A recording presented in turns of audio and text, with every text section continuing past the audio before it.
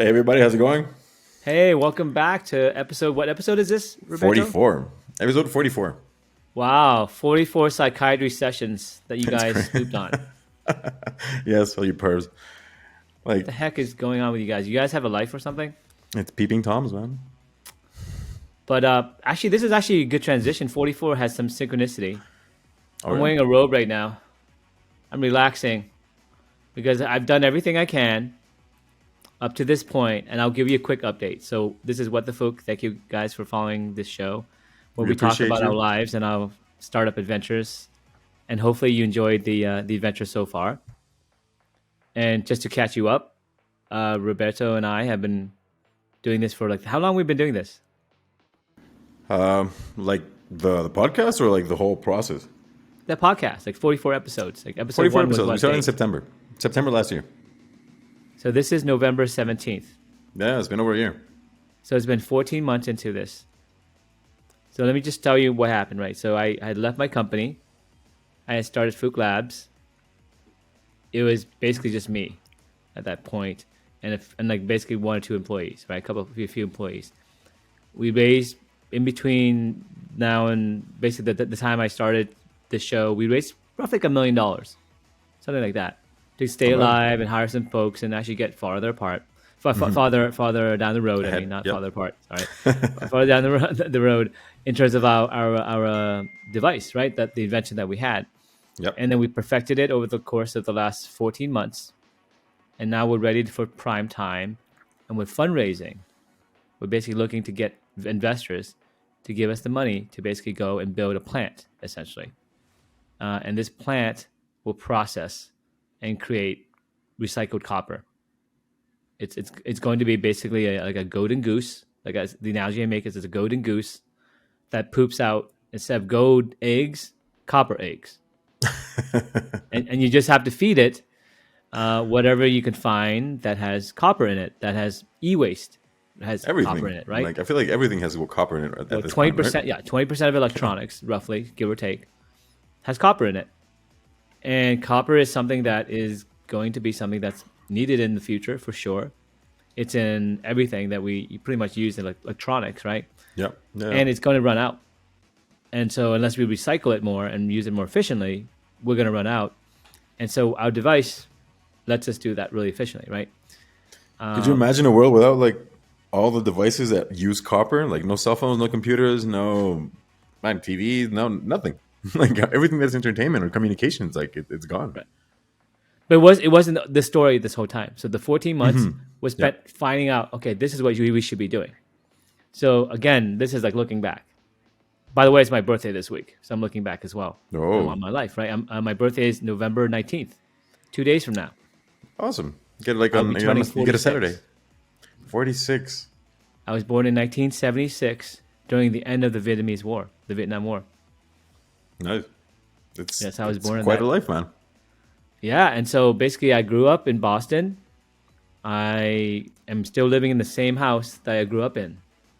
Basically, this is one of the rooms that I actually lived in when I was a young kid, as well as I lived in other rooms as well. But we basically have a family here now, and we also bought two houses down. My brother bought a house two houses down, so we actually have a really nice life here. But we discovered something pretty amazing. I think this is going to be the beginning of a big adventure, or we're going to go out of business. I don't know what's going to happen, but it's beyond our control because we basically, for the 14 months that we've been doing this, you've been hearing this podcast. Yeah. We've been building this story and we've been failing. We've been getting investors interested, but they couldn't get to the finish line because the narrative was we were going to sell equipment, right? We were going to sell equipment for other people. And then we realized that that wasn't going to work, but we were running out of money, but we kept going and we kept developing. And we had some drama in the company in terms of HR and the staff. And then we basically, got our act together and we built this amazing product Yep. that now we're able to showcase. It actually works. It's production ready. And I'm very proud of it because I actually coded it 100%. I can say pretty much I did the whole thing myself, basically. Right? Yeah, well, I mean, like as part of the process, like just so everybody who hasn't, if somebody's just jumping in on episode 44, there was a team of people doing all these things, and Yeah. and then you had to like take over that entire role. It's my fault. I did a terrible job hiring the team. But also, when you do hiring, it's 50-50 at best, right? Yeah, yeah, yeah. And like you try to motivate people and you want them to be successful. But in my career, that's the thing that actually I realized. Some people you really want to be successful. They're really good people. They're very nice, average workers. Yeah. Or they're below average workers. Separate But they're things. very nice people. Yeah. And what do you do with those folks? So you have to basically try to motivate them, try to get them to learn more, try to teach them, try to mentor them. But at some point, it doesn't work. And I messed up ultimately because I'm the leader. And when you mess up, what do? You robe your sleeves, right? You get in your robe and you start coding like your ass off, right? Which I did. So I wear my robe, something similar like this, and I actually coded for 4, 5, 6 months myself. Doing this basically, basically myself, right? Just doing it the same way I did last company, where I had 2 people to help me, right? But ultimately, I'm very proud of it because it turned out to be a very amazing product and it works. And it also made the team confident of their leader. Because the model that we have is freedom for accountability. So who was accountable for the software team? I was. I had the freedom to go ahead and make this mistake, but I also had to be accountable to fix the mistake. How was I accountable? I coded it myself, and it's actually fantastic. And we're ahead of schedule, actually. Awesome. So today I finished coding one last module, and that last module is a model comparison module, where we basically can say, okay, if we have an AI, the AI, how do you know it gets better? We have to have some type of scorecard, right? And so we basically, I built the scorecard, so the AI, we know if the AI is getting better, and we also have this proprietary process and all this stuff that I'm developing, and this is going to basically be revolutionary. I know for sure. That's awesome. I've coded a lot of stuff. Yeah. I would be known for this for sure, 100%. All right, I'm very proud of it because it's not like a team did it, like I coded it right myself, but also I'm very proud of the hardware team because they did it themselves. Only 4 people. Like like Dean, Rick, Midnight Zero, Matt Schwab, Mike, right? That's 5. 5 people. And then my intern Matt, right? 5.5.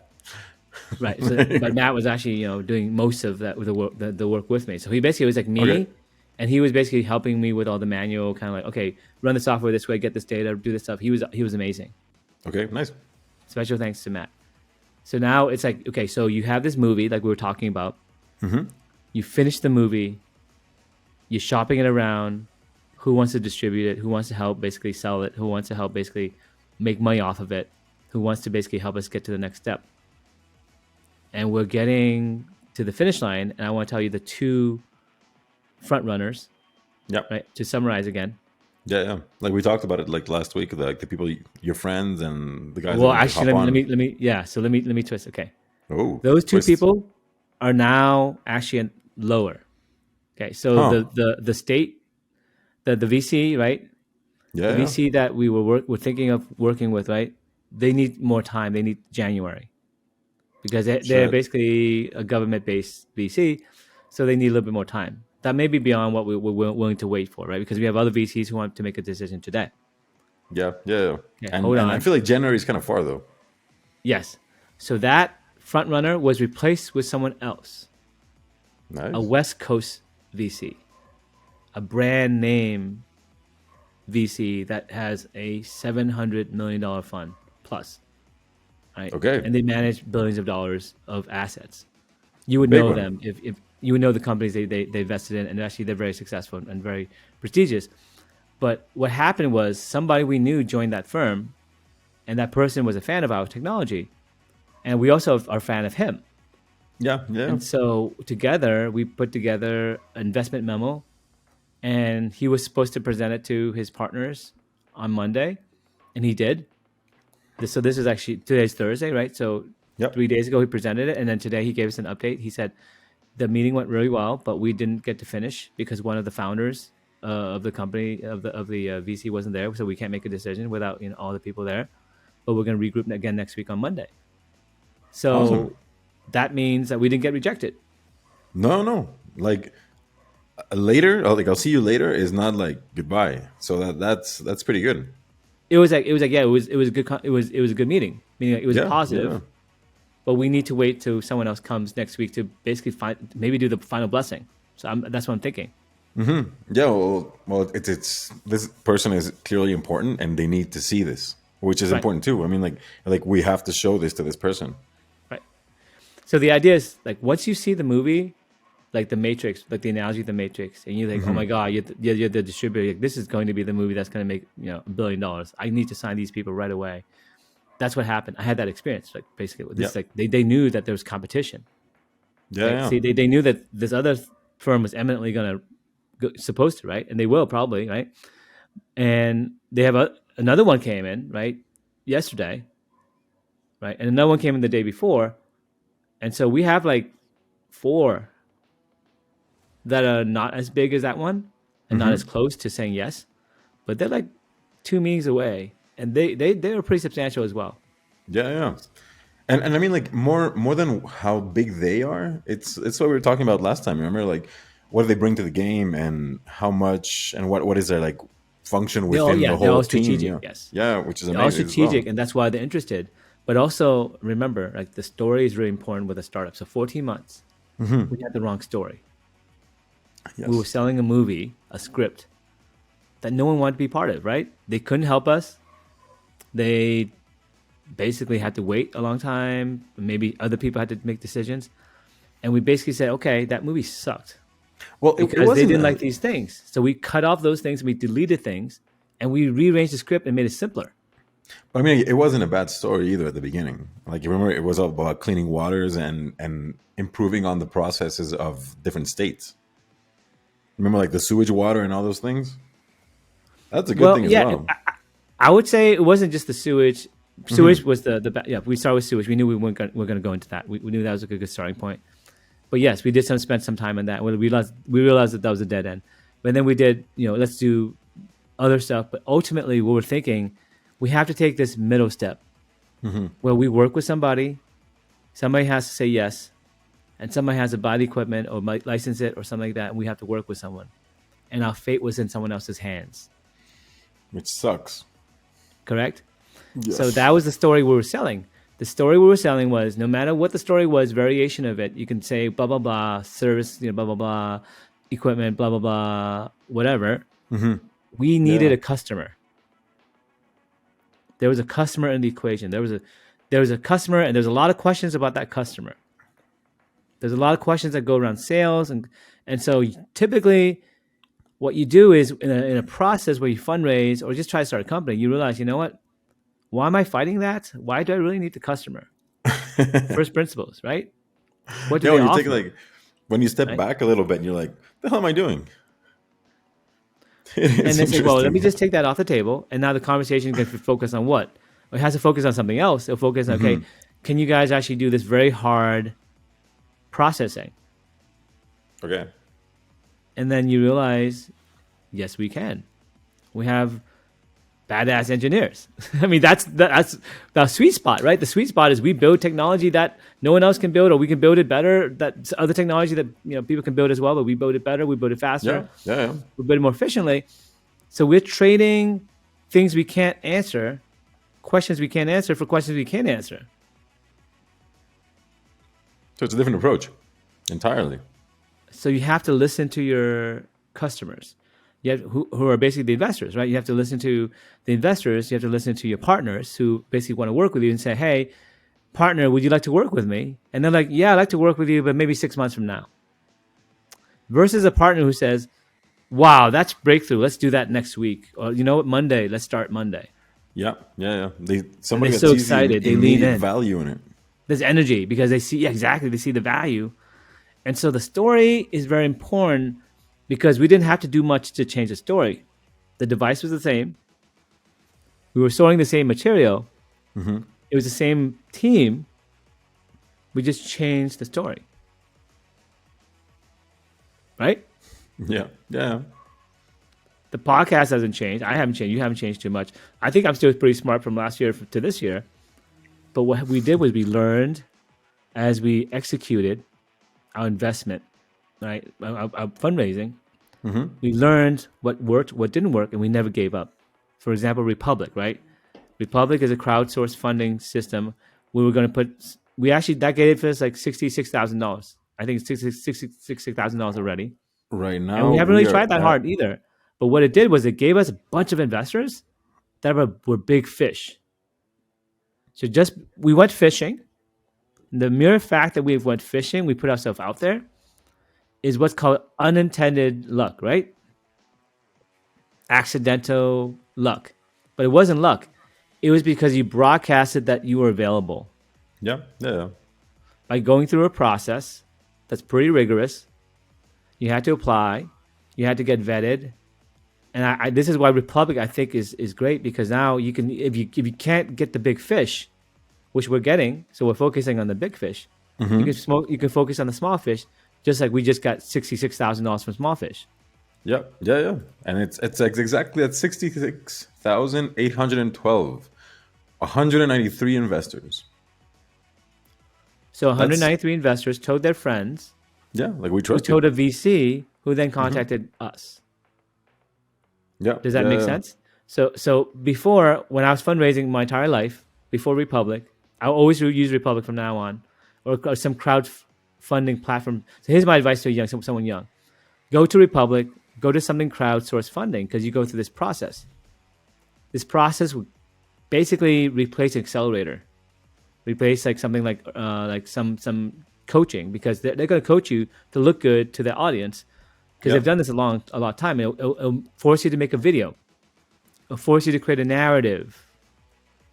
They'll coach you on that narrative, and then you go and you pitch that narrative to your audience, and then like us, you might organically get $66,000 by doing a bunch of emails, like very low work, right? Free labor, right? Just a bunch of, you had to pay some fees to maybe do some videos and to set up some auditing and all that stuff. But it's stuff you need. But I think it was under that $10,000, right? Under $10,000, and then everything else is all hustle. Yeah. Get into the right hustle people. To email people, right? And $66,000 it's not a small amount.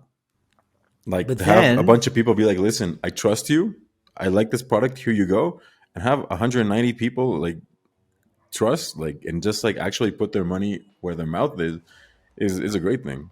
Yeah, but no, just let me absolutely. So number one is we get the money. You said we get the actual money from the investors. That's the most important thing. Why would you do anything unless you make money?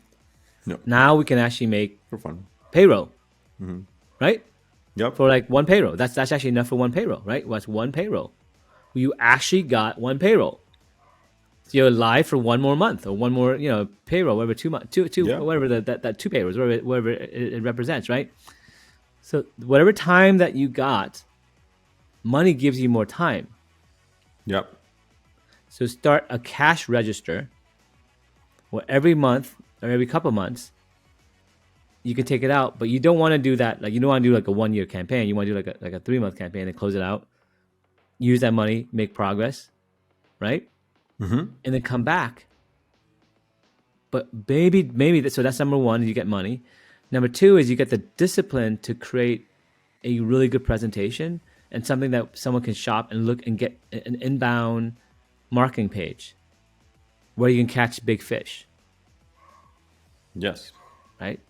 Because sometimes like you're good at what you do, but you're not like good at selling it per se. Like, some people focus a lot on their product, or the scientists or engineers or this, but there's this like selling aspect that Republic gets you to focus and think about. Like, you have to pitch this, and it's, since they've done it so many times, they know exactly what the process but there's an is. existing audience. It's like I post something on Facebook, and I know there's people on Facebook who might read it, and organically you can get something. Right. Yeah. If it's not a crap idea, you can get something. Exactly. And people notice. Like, and the more it's about like networking, and it's very important as well. Like, It's like a somebody. dating marketplace. Think of it as like a dating marketplace. And if you're a really good looking company, you just get a lot more likes. You get a lot more matches. Yep. Yeah. But it also, you have to dress up. You have to create a good narrative. You have to have a good presentation. So basically, you have to fill your bio. You have to have a good photo. You have to update your income. Make sure you have a good income because it shows that you have a good Yeah. income. Yeah. Add your interests so that they know all the You have to details be they need like to make a eligible. decision, right? Yeah. You gotta And then clean when up they a bit. come to you, they might have already in their head made a decision and they need to confirm some things. And you're already at second or third base. Yeah. And it's a good starting point. I mean, like, the way everything got set up for you is the best way. I mean, like they told you, like, listen, it's like your best friend, like telling you, listen, you have to change this in your life. You have to change this, change this, and then you'll get the girl. You'll get this guy. You get whatever it is you want. Yeah. And so, but we also got the big fish from it. Yeah. So that's the important part, which is like we got exposure. We also had some discipline to create a story, like I said, and mainly we are going to get millions of dollars in the end because we made a good decision to not give up because we were going after big fish only. And the big fish kept saying no to the old story. So the strategy was either you give up or you pivot. And when you do pivot, you have to basically say, hey, how do I do it differently? Well, you do it differently because you basically say, let's go ahead and make sure we do both. Let's not do one. And Republic lets us do both, right? Yeah. Let's have the team have a target and a checklist of things that they have to be accountable for. And a milestone that we can hit so that we can basically all rally. Right? As a leader, you have a rallying point. Right? For example, like Mass Realty right now, we're doing a ClickFunnels challenge. That's the rallying point. If no one gets to that rallying point, then that means that your soldiers are crap. This is a bad army. If you say, hey, we're going to make a plan where we're all going to rally at that rallying point, but you're going to do this, you're going to do this, and everyone's going to do this, and you meet up at that rallying point, these people I can trust. It's done, actually. Like, now that you bring it up, like, course is done, figured everything out, and right now we just have to answer some things, and ClickFunnels can get set up. Right, that's what I'm trying to say. Like, so basically, it's all about motivation. Yeah, it's all about like, okay, how do you know that this person is actually truly motivated? Because there's a lot of entrepreneurs. I want to be an entrepreneur, so I'm going to join a team. I want to be a basketball player, so I'm going to join the basketball team, and they don't put the work in to actually start or be really good at it. Exactly. Go train. Go do something to be better than you were yesterday. Right. And if the coach says, hey, you should go watch this movie or watch this film or whatever, and you don't watch that film and you don't do that stuff, then you're just a entrepreneur, right? You want to be a basketball player, but you're not. Or you want to like some people as well, like it's like a side move of people that they try to be carried by the team. You do like the bare minimum because the team is going to do the rest. And it's not about that. Like everybody has a function. Yeah, and I think that's my flaw. My flaw is I have this intense anger for people like that. Because when you're working really hard, and then these people promise you things, and they overpromise, under-deliver. But you deliver every time, you feel like it's being taken advantage of. Yeah, no, exactly. Like when you're there, you're doing your part, and then you throw the ball where the players should be, and there's nobody there because like they're not. Yeah, in you shape. Stay up nights to do your timing and all that stuff. And you do off-season practice, and then you go and you show up and everyone's fat and everyone's lazy and everyone doesn't want to like run hard. They gave up, right? And it takes away from your motivation because you can be the best player, but if the rest of the team sucks and you end up doing all the work, then what's the point? Well, the motivation for me is to say, okay, screw you guys, dump them, and then just say I'm going to go solo. Well, you can't play solo either, though. You can with software. I feel like there's a bunch of aspects. You can. So I built the whole thing myself. I mean, I just did it. So I just literally just proved that you like, and also the old system I could build myself too. Like literally, right? Magic is much simpler now. But I feel like emotionally, like yes, like So the software is work mastermind. In aspect, case you haven't the heard my last software, the topic. hard, yeah, yes, exactly. Like the whole hardware and everything is, but it does take a toll on you as an individual, as a person, though. Like yes, I Actually, can do the it work. does. It does. It does. But also think about it, right? Mm-hmm. What was the Hulk? What was the power of the Hulk?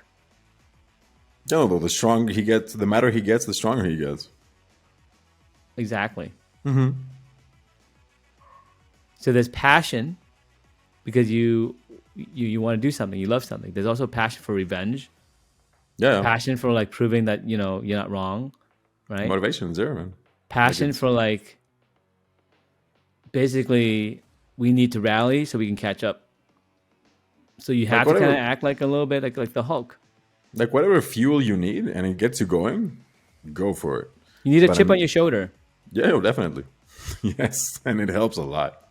The chip on the shoulder is, let's say you did really great and you threw someone the football and they keep dropping it, right? And it's not your fault, but your team is terrible, and you have a chip on your shoulder because next year they let go of that wide receiver or that teammate, and they put a new teammate who's actually much more reliable, right?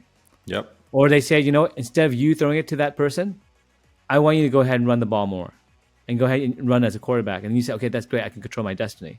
I can throw it to the right person when they, yeah. So basically, the Exactly. idea is you have to have energy to not give up as an entrepreneur to be successful. Well, There are at it's one least of the things 20 that chances I could have given up in the last 14 months. I didn't. I was talking about it with somebody like back like not long ago about one of the important qualities that somebody has to have, like just as an individual, just for yourself. And resilience was one of the most important ones there. Well, Like resilience is what I just described, which is anger. exactly. Yeah, man. Anger Like that you you like think you're right, and everyone doubts you, and you there's a little arrogance there actually. oh Larry, yeah, yes. And you just refuse to die, and that's it. Like whatever it is, it's being thrown at you. You deal with it, Well, one way or here's the another. perspective from actual someone in it, right? Yeah, You have this reality that that you know the device works, you know your business works, you know whatever works, right? And you're just trying to convince other people of that same reality. yeah. Now, let's say you give up on your business, then you're denying the reality. Now, does that sound great to anyone? Well, no, imagine that. Like you So knew let's you say were. imagine you go right and you deny reality. So let's say you go, I don't know, give me an example of denying reality. You're denying me. Well, I don't know. Like when you're there and you know you're right, but everybody just can't see it from your perspective. Sure. So let's say you go and you have a boss. And the reality is your boss, he's not a good person. But everyone thinks he's nice because he's really good at kissing everyone's ass. Yeah. But you've seen him do things that you know for sure are bad. For example, he might be cooking the books. He might be Yeah. cheating Yeah. or doing fraud or something. The reality is this guy's a crook. But you work at the job. You don't want to get fired. Everyone loves him. But he actually turns out to be Bernie Madoff. Right?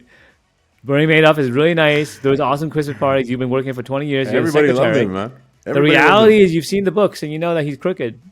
Yeah, exactly. This is being taken somewhere else. Like where? Now imagine being, living that life. I'm like, well, I'm not sure if I sleep very well.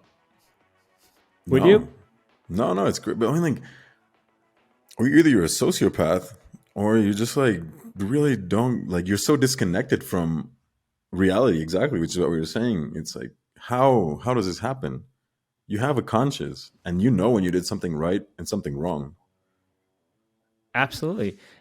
But let's say you spent a year and a half, 14 months working on it. Yeah.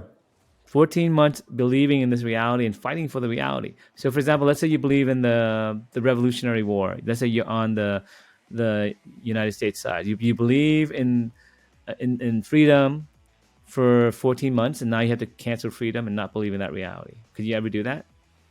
Can you see George Washington ever doing that? Especially the CEO, right? The CEO is George Washington. Can you see George Washington 14 months into the Revolutionary War giving up? Be like, like, nah, I'm done. Like, what do you mean? That You're doesn't done? happen, right? So the true general, the true leader of that war was George Washington. He didn't give up no matter if he lost that battle he would reconnect with his troops and see what would happen, and then the next battle would happen. Hopefully, they win that, and they can build upon that. And the war is not lost yet, No, and you and still are in it. you got to keep priming people, like keep them believing in what you believe in. But you have to have victories. You have to have battles Yeah. you win. Yes. So along the way, we won some battles. We got the technology working. We hired some really good people. We got some money. Actually, it wasn't like we didn't raise any money. We didn't raise the big bucks to go, to do the production, but we did raise enough to do the lab, right? Version working. Yeah. We got The into lab, Urban the X. team. We did this, and this. We got into the Wall Street Journal.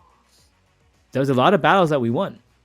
All the interviews, man, like there's a bunch of things that were done, like throughout But the the time and reality everything. is, you see it working in front of you, right? Yeah. So unless you deny it, we have to keep going. But also at the same time, that's why I'm very confident. Because if you've been doing it for 14 months, you have the reality. Everyone just has to look at the reality. And how do you change someone's reality? Well, it depends on what the idea is, right? Well, yes, and at some point it's so blatantly in your face that it's undeniable. You're like, this is happening. Come take a look at the lab. Take a look at the machine. Turn it on. It works. Any questions? There you go. Like what? Here's a What video. else? Yeah. What part don't you understand? This? Let me walk you through it. What else? What else you need? That's what I'm trying to say. The story is cleaner. Yeah. And The there's no story flaws. There's is no like, gaps okay, in the. this plus this is this, and that's very easy to understand.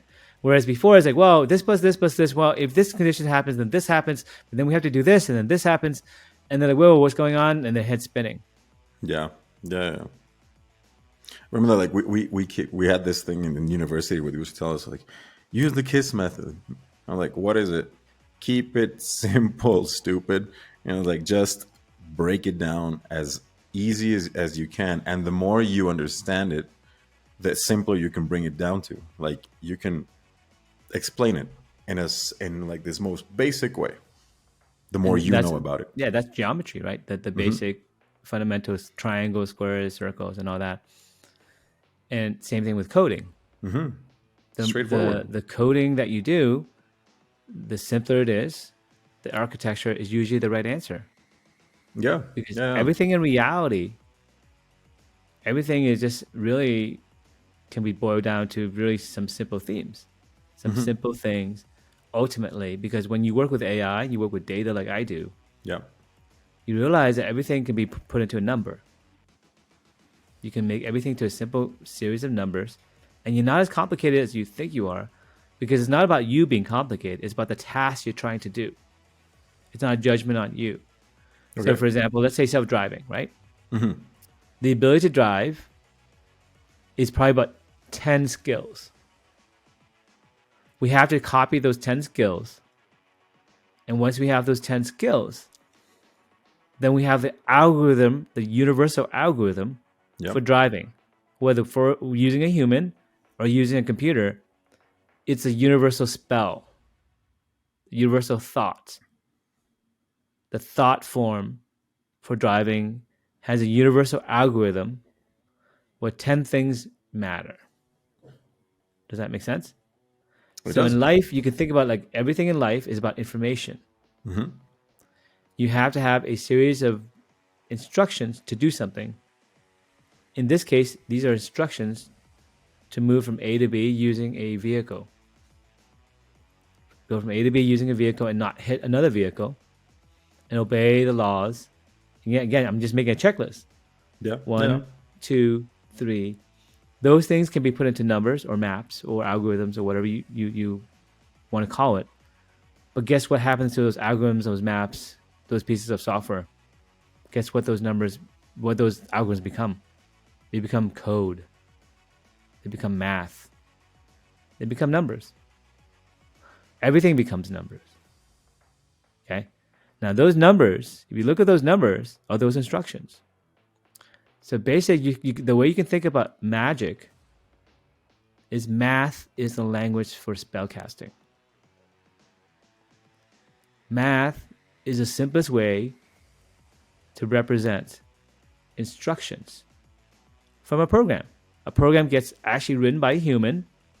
Something written by a human gets compiled. Yeah. Have you heard what compile? You compile code, right? Compile code is you take the code and you change it to a bunch of zeros and ones, a bunch of math. Yeah. That's what numbers are, right? Yeah. So that the computer can read that spell, can read that math.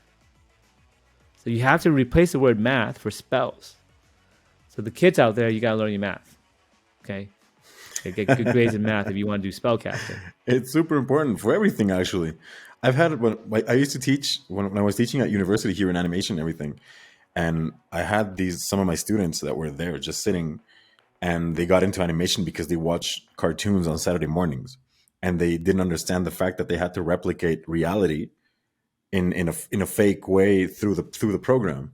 So you need to understand a lot about physics, about chemistry, about biology, about just like math overall and rules, and you have to fake people into like make the audience believe that this thing that you created that is on a screen, that is a drawing, is basically a bunch of like lines and nothing, is a real thing. Yeah. And they like, some people were like, no, I didn't sign up for this, I hate math. And I'm like, man, like your life is kind of messed up if you don't understand the importance of math throughout it. It's you need to reevaluate what you're doing. It's when you say you everywhere. hate math, it's saying I hate magic. Exactly. Like I I hate hate life. spell casting. I don't want to learn magic. There's so many things. Magic is and it hard. applies- It's too hard. I don't want to learn magic. Math is too hard. I don't want to learn magic. That's what kids. When you kids listen to this podcast, that's what you're saying when you say I don't like math. I don't want to do my homework. I don't want to do my spell casting homework. Would Harry Potter say that? Would Hermione say that? Exactly. What would Harry Potter do? But you love Harry Potter, right? And the other thing Yeah. is, you know what English is? English is math too, because all letters become numbers. It's called ASCII. So, for example, the letter A is 1. The letter B is 2. The letter 3 is C. So when you do cat, you're talking about 2, which is C. 1 or 0, whatever you want to start with, which is A. And then T is probably like 20 something, because T is way out and up. So basically the number would be 2, 1, or what, 2, 0, something like that, right? And it's just a number.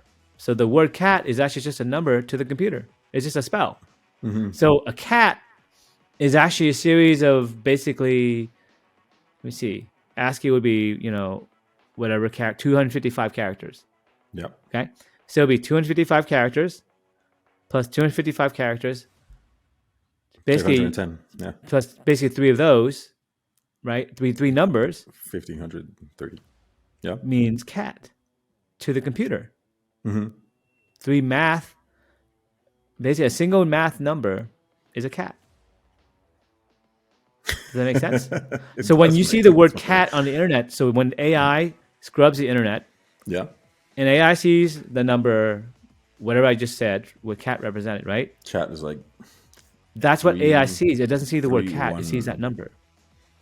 And it says this number exists on this website. This website must be talking about cats. That's the search engine. The search engine will look at the words, turn it to numbers, and say, okay, all the words on this page, all the numbers on this page, do any of the numbers match this number? Oh yeah, it matches that number. It matches the number for cat. So English words are actually just numbers. I have a question though. How does it work if you have like the numbers that go above 9 or like 10? Does it read it as 4 numbers, or is it just like? Well, ASCII is 255 numbers. So let's say A through Z is how many letters in the alphabet? 26 letters, right? Yep. So once you run out 26, 27 will be 0. Oh, actually, you know what? ASCII will be 0. 1, 2, 3, 4, 5, 6, 7, 8, 9, 10. Wait, up to 9. 0 through 9 will be 0 through 9, actually. Okay. Then A would be maybe 10. Then B will be 11. Up to 255. So that's why you can only have 255 characters on a keyboard. Okay. I mean, Does that like, make sense? how Well, does there's the computer actually recognize? on the keyboard. There's actually maximum 255, but you have less. But with the shift and command and all that, it creates 255 ASCII characters. Okay. All the characters on your keyboard are Hmm. basically ASCII characters. That's why there's 255 unique ones. Yeah. So that's the default for text in all programming languages, because someone decided that a long time ago. Someone said, hey, let me encode words this way into numbers, and let me decode it this way. So everything is a number. You didn't know that? A part of it I did. I mean, like, but basically, I've been more into like pop culture, like white supremacy and all these things. Remember the number 88? How it shows up like in a bunch of like white supremacist places because of the HH. Well, that's So, easy to do. You can think about, okay, this number plus this number plus this number on this page means this thing, yeah, right? yeah, That's it is that's like all it when is. and it's important. Like once you break it down to things, that it becomes simple. Or you say this number can also be this number. Can also be this number. Cat can also be feline. Can also Okay. be whatever words that are synonyms that are similar to cat. So that number can also has these other numbers. For example, you can basically I don't know, just have a translation between currencies, right? Okay. You can say $1 is equal to whatever in Canada. So that's how you translate words. Cat, this number here is also this number, but in this other country, and that's how you translate a word from one country to another country, and one number to another number. That's all it is. Yeah, I don't want to break it down like that. It seems pretty simple. Anybody should do it. So It's you not learn the math, case though. you learn coding, you learn spellcasting, you learn Yeah. magic. And once you learn magic, you can create the universe. You have God magic. Because ultimately, who created that spell? You did. You wrote that program. Someone had to write that program. So ultimately, you represent time itself. When you sit down and you write a program and you run that program, and that program runs forever and you die, that's part of your bubble of existence. Of course, it goes beyond you. It's part of my theory, right? So the bubble of existence is you have this existence. And whatever you're nearby, you have this reality that manifests. Because without you in this room, It would have never the existed. electrons would be going both ways. Yeah, yeah. But when you enter the room, it goes one way because you create reality itself by manifesting time. Because what you do is when you move and you do all this stuff, you create information. The information, what is information itself that you choose to do, Roberto? What do you think? Every decision you make runs a program. A program that Yes. you focus on me and you run a program to interpret my words. Yeah, exactly. But and if you think about all the listeners, think about your brain. Your brain only does two things. You can change your focus to something else. You can manifest reality by changing the focus on that reality. For example, if you look at my face on your computer, it's much bigger than everything else in your reality. You're manifesting more of my face right now, Roberto, right? Everything Yeah. else, even though this It's is a small percentage of your eyesight, yeah. what you're looking at, It's still it's the rest is blurred the out. reality is so manifest for you because you're creating time itself, and you're creating that reality with high resolution. It's called the resolution of reality theory, right? Yeah. So when you look at something, you have high resolution of reality, but when you enter a forest and the forest was empty, that forest gets a reality that it never had before. It was just an imaginary forest that might exist or might not exist. So if no one is in that forest and a tree falls, it never fell. It might have fell. It might have not fallen, according to quantum physics. It's just an imagination. It's not a real forest until you go into it and it manifests. And how do you do that? Well, you can do this through the new Bible. Here's my wacky woo-woo thing I want to say today. Oh, we're there. The new Bible is math itself. Okay. Let me ask you a question. Is there such a thing as good and evil, and who wins? I don't think there is such a thing as good and evil, but we're like intent and perception. Incorrect. There is good and evil. 1 is positive. 2 is positive, right? There's also a negative 2. So there is an opposite of a positive, which is evil, right? But who wins at the end? Does evil win at the end, or does good win at the end, according to the Bible, according to math? The Bible says whatever, right? God wins? I don't know. Probably. But math says God definitely wins. Good always wins. Here's how you know. What's 2 times 2? 4. What's negative 2 times negative 2? 4. How is that possible? Because negatives cancel out. How is that logically possible? Because minus and minus gives you plus. So when you're negative, you're doing the opposite of what your reality is. So a bad guy is the opposite of a good guy. But if the bad guy is partnered up with a good guy, then you get twice the evil, though. If a bad guy goes with a bad guy, negative 2 goes with negative 2, they betray each other. But if negative 2 what's the opposite of evil is good. Yeah, but once you become good, you get contaminated with good. And once you get to 4, you get to positive. Can 2 positive numbers ever multiply and become bad? No, but if I have a negative number Correct. and I'm put up with a positive person, then I get twice the evil. Here's what happens. It's a constant battle between good and evil. Oh yeah, it's about balance. So. Where negative 2 times 2 becomes negative 4. But then eventually negative 4 times negative 4 is actually positive 16, and it's good again. But good always wins, and good has more numbers. But ultimately, everyone ends up being positive in the universe. In the end, even the bad guys. When they reincarnate, they might be negative, negative, negative. But when they reincarnate, at some point, they'll redeem themselves. And they'll become good. Once they become good, once they become positive, they can't go back to the negative. Well, you have a negative influence, yeah. So you can think about math itself as the Bible. Whether you agree with me or not, that's the paradox. The paradox is why doesn't it go to negative 4? Negative 2 times negative 2. You go 2 steps backwards. You walk another 2 steps backwards. Why aren't you 4 steps backwards? That's logical, right? Why are you 4 steps forward? Which is positive 4. So if positive is walking forward, if I walk forward 4 steps, somehow if I walk backwards 2 steps, walk backwards another 2 steps, I teleport to 4 steps forward. How's that possible? It's not logical. Logic is broken itself. Math has a logic error. It doesn't compile.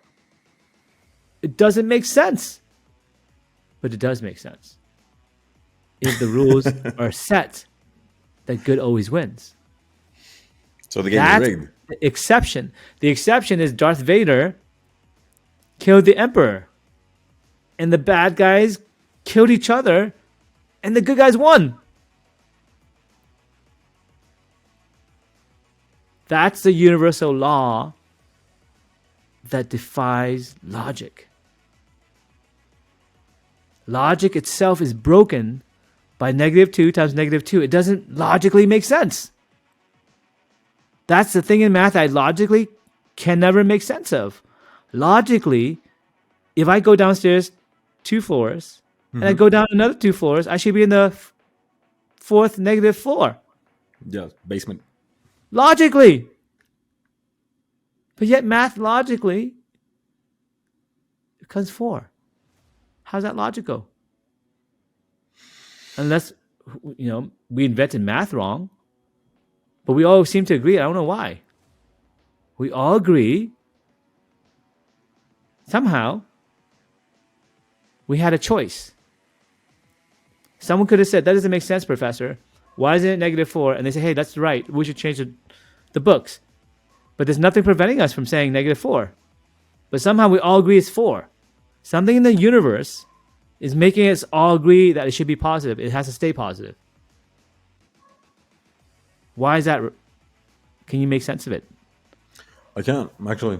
It's not really my thing, my field or anything. So I can't really like defend or like no or change that at this point. So if you had to logically had to create math yourself, you would say -4, but someone changed it, and then everyone agreed. How's that possible? I don't know. I don't know. I've never really That's thought the about it Bible. actually. That's the Bible. That's if you answer that question, you answer the question of God. That's another way to think about God. God intervened and said it must be so. And we all had to agree. He changed logic itself. Or she, whatever it, It. changed logic itself. And somehow logically no one cared to ask, why is -2 times -2 not -4? Why is how come the emperor is not wearing any clothes? And no one cared. Somehow it's 4. And everything that we do in math is based on that. Maybe we have the wrong math. That could Maybe be there's an dark option math. too, though. Maybe there's dark math, right? Like, and Some dark anti-math. math needs to be explored if you're a dark magician. I don't know. But maybe that's not ever possible. Dark math doesn't exist. I don't know. What would happen if there was dark math? Is that something that's forbidden that we can't do? I don't know. Maybe that dark math is the antimatter universe that is our twin. Yeah. They decided to do -4, and we decided to be +4. I don't know. Maybe that's the actual reasoning. But think about that, and that's the Bible. That's the true question. Why does math break itself? To reconstruct and rebuild and be reborn as something better. I can't think of any part of math that breaks itself like that. Can you? No. No, actually. No. I walk down 2 steps, 2 floors. I go down now 2 floors, and I end up 4 flights higher. I teleport 8 let's call it floors like up. theoretical, though. Maybe that's and- the way warp drives work. That's the way wormholes work. There's a logic error in our math, or maybe there's a logic error in the universe, and you have to take advantage of it. If you do this, you should be there, but you're not going to be there. You're going to be over here. And it's supposed to make sense. I don't know how, but it makes sense. This makes sense. Somehow you go negative, and then you end up positive. But not only do you end up positive, but you took twice the number of steps that you originally took to get here, to go to that spot. Yeah. You used twice the number of steps, twice the number of energy. Where did the energy come from?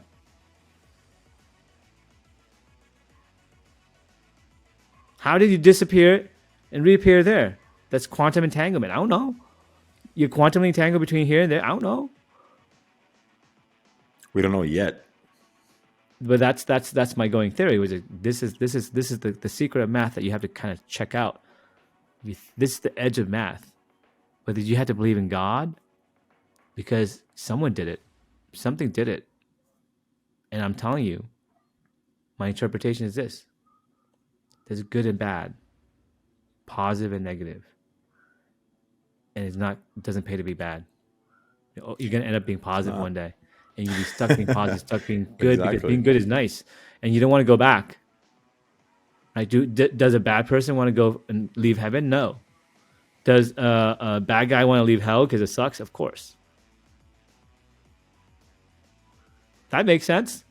So why does it make sense that -2 times -2 is +4? Same logic. Same feeling that it should make sense.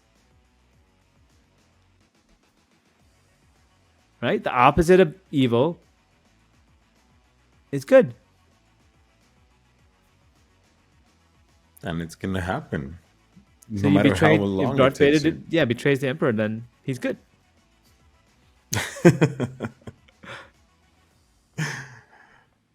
So yeah. Anyway, so that's the woo-woo part, okay? So that's part of the theory. So the theory is that math can lead us to a lot of questions and answers. Okay, let me ask you a second thing, okay? I think I might have talked about this. Are ghosts real? I think yeah. Okay. Here's what math says. Of course. Is the number 3 real? Yes. You are the number 3. You're alive. Your ghost is the square root of 3. Is the square root of 3 real? Yes. Is it rational? Can you touch it? You're talking about imaginary numbers, though. No, it's irrational. It is. It's one. There's imaginary. Imaginary is different. Imaginary doesn't even exist. Irrational means this goes on forever. Yeah. Yeah. Right? So that's the ghost. You can't touch it really. It's real, but it's not real. Kind of half real. It's irrational. It's a ghost. It's never ending. Now, if square root of 3 times the square root of 3, what does it become? 3. So 2 irrational things become something rational. So if you believe in ghosts, it becomes real. If you truly believe in the ghost. What's the second irrational thing, though? Like, if the irrational thing is the ghost, like if you have a copy of whatever is irrational, and there's 2 copies of itself, it becomes real. Yeah. That's how ghosts become real. I don't know. It could be that your soul is irrational, and then the body connects with it to become something rational. I don't know. That makes sense. But I'm telling you, there's such a thing as an irrational number. Something that doesn't exist in this plane. There's no such thing as, you can't touch it. You can't really use it. You can't even carry it, but it's real. Yeah. But it's irrational, but if you know how to manifest it. By making a copy of itself, and together it becomes real. Yeah. Yeah. So maybe female, mom plus dad, together, half, right? Souls become a new soul. It becomes a baby.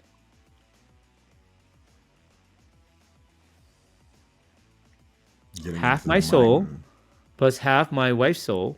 Yeah. Becomes a new soul. Then what about reincarnation, though?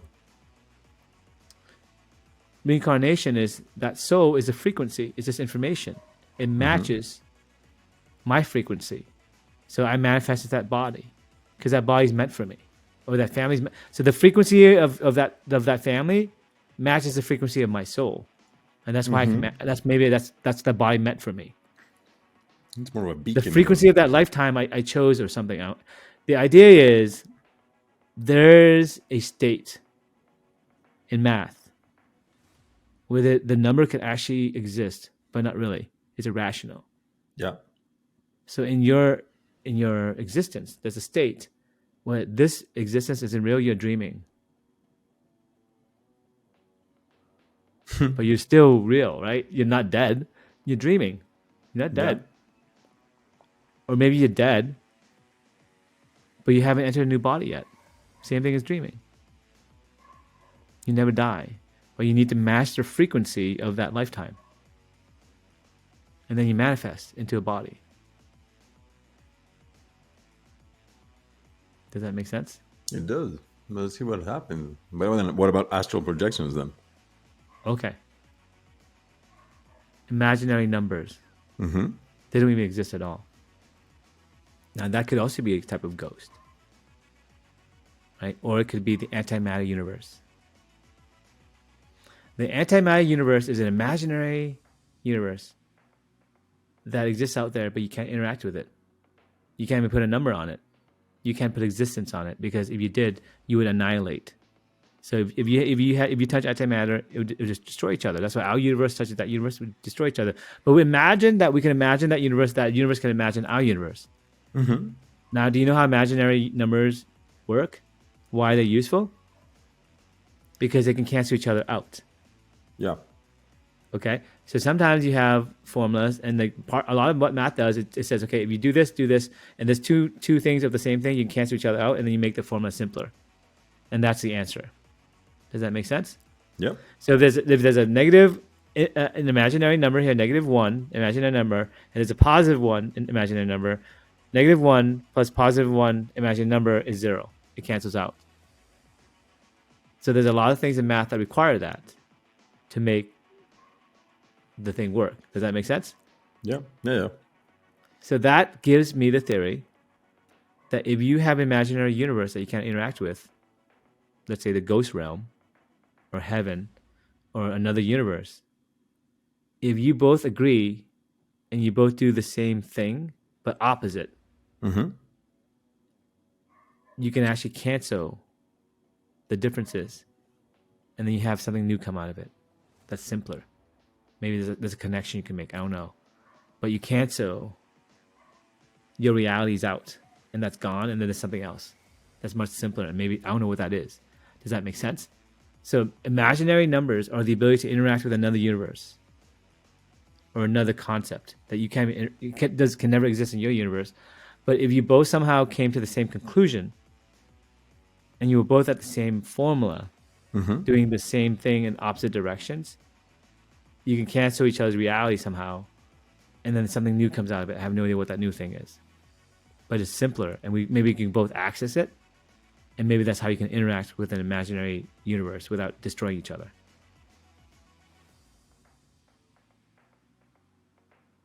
Or maybe you do destroy each other, but then out of it comes something else, a new universe.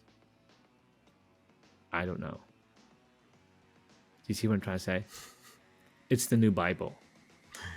There's a lot of questions in it, right? The numbers, there's some odd numbers there. For example, pi. We talked about pi before. Pi is the seed variable along with the prime numbers to give us randomness, right? But not only does it give us randomness, but it gives us new numbers in an ever-unfolding fractal universe. Yeah. Where our memory goes on forever because our time goes on forever, because the information goes on forever, because our hard drive never runs out. Because the prime numbers never run out. You keep counting, a new prime number appears and unfolds more numbers for you to access. So as you get bigger and you run out of numbers, you just keep counting and more numbers appear for you. Randomly from God. So anyway, that's what the Phuc. Hopefully part of my book. Maybe it's a little bit abstract, but you can see the analogies are like, whoa, this is really cool. Math is actually like science, but also it's magic. It also tells us about our life, our spirituality, about existence. It answers the intrinsic question: is God real? God is definitely real, according to math. Mathematically, God is real. And I'll end it with that, guys. What the Phuc? Thank you so much. Take care. Hopefully see you guys next time. Cross our fingers. Of course, yes. Next week, hopefully. We'll see. Next week. If they say yes. Have a We'll good keep weekend, everybody guys. posted. Take care. Yeah.